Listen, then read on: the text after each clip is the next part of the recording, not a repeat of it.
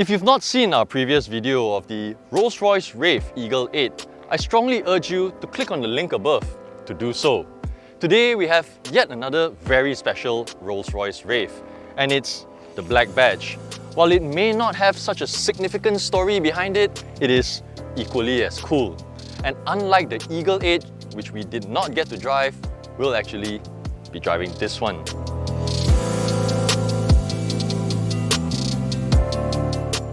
Let me first start with why it's called the Black Badge. According to Rolls-Royce, it's supposed to be an alter ego of the brand. It's more assertive, with a powerful and darker presence. And I think this sinister look goes really well with the fastback design of the car.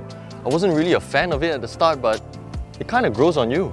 Rolls-Royce said it's for the takers, those who don't play by the rules, instead they make their own. With the Black Badge, Rolls-Royce is casting their nets further and wider to attract the younger buyers. In fact, it's said that some of their customers were only in their 20s. So you must be wondering, are all Black Badge models fully black?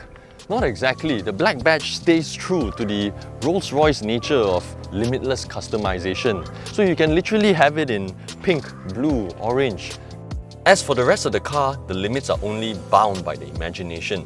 Take this Spirit of Ecstasy for example. It can be made of gold or even diamond encrusted.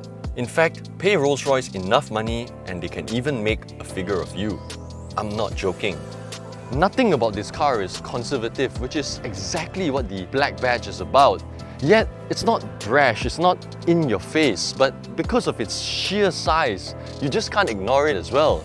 Even its fuel tank is massive at over 80 litres. That's twice the size of a fuel tank in a standard hatchback. And these wheels are just incredible. It took Rolls-Royce 4 years to develop them, featuring 22 layers of carbon fibre folded onto itself, providing 44 layers of strength. Perfect for Malaysian roads. It has also been strengthened by 3D forged aircraft-grade aluminium hubs which are bonded to the rim using aerospace-strength titanium fasteners. The black paint consists of multiple layers and has been hand-polished to give the deepest, darkest, most intense black ever seen on a production car. If it's not to your taste, Rolls-Royce has over 40,000 colours to choose from. So yeah, if there's a limit to anything that can be done on this car, the limit lies within your bank account, not with Rolls-Royce.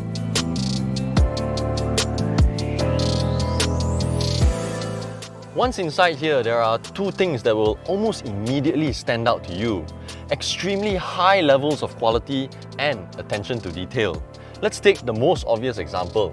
Now you all know that you can close the door with the switches here by the A pillar. But what you may not know is that by tapping it, you can actually close it bit by bit. And you can even do it for the passenger door. Now I want to draw your attention to this height adjustment switch over here. For most cars, they'll probably come with a simple icon of a car, but with this, if you look closer, it's actually the shape of a Wraith.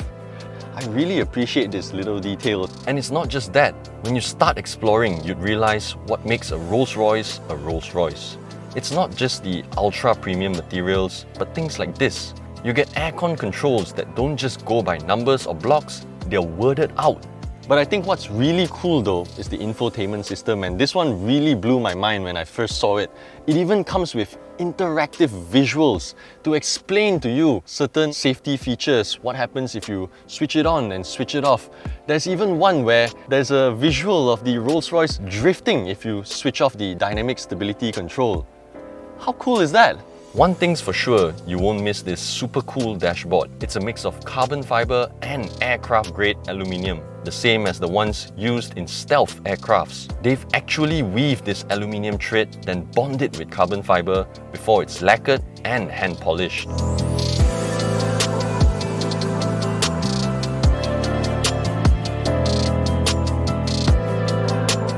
You know, every time I see a Rolls-Royce on the road, the first thing that comes to mind is, I wonder how it drives. You would too, right? Watching this massive thing rolling down the road. And it's not light either. This thing weighs about 2,500 kilograms. That's heavier than most pickups. But I'll tell you what though, what my hands and bum is feeling at the moment is completely unexpected. It's got such a calmness to it, whether it's the way it delivers power, going through a tight turn, or even a series of turns. It's just so graceful in everything it does. I just can't see how you can get tired from driving this thing.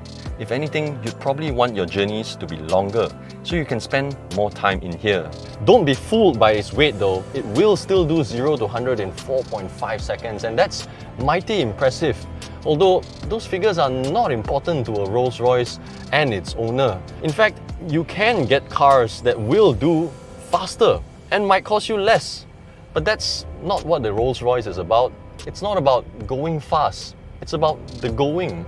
Driving this thing is like driving on pillows.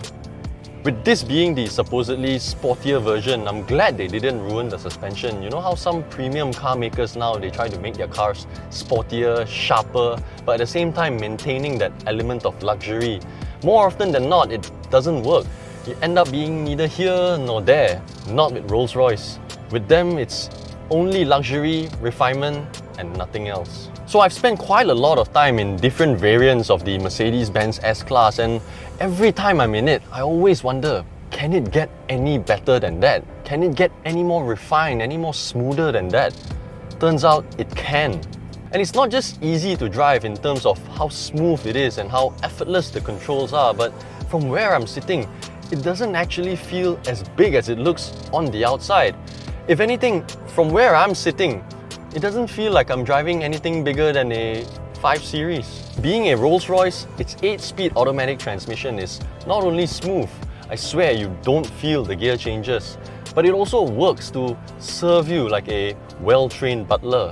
It uses satellite navigation to identify where you are while the car learns your driving habits, so the transmission is always on standby to respond and give you the appropriate gear depending on where you are. I finally see why people would spend so much money on a car. I see why these are the things people who have properly succeeded in life would buy. Because it makes you feel so special, so superior. You can be rest assured that there is no other car on the road that is of the same value, the same class, the same playing field as you. S-Class, 7 Series, in fact, even Maseratis or Bentleys. None. If one never pulls up alongside you, you can literally look over and shrug. You boys and your little toys. That's the aura that driving a Rolls-Royce gives you. The charm about a Rolls-Royce is that they just do things so differently. Instead of a RPM meter, you get a power reserve meter to show you the percentage of performance left, I'm assuming. And instead of having a sports button, you get a button on the drive stock here that says low. How cool is that? And if you ask me, that's what makes a Rolls-Royce a Rolls-Royce. It's not just a big, grand car with a massive engine, expensive leather and trims. It's all the little details that they attend to that all come together to make this great car.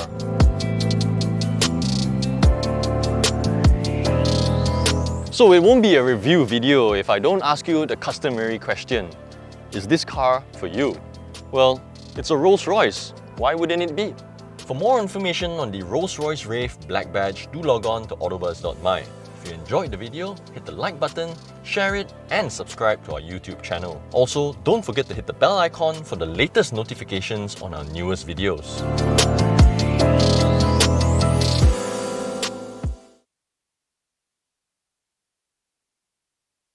Fully black. Wait pause for a while. Tonight, go back, watch Better Call Saul. Pass out, man. So tired.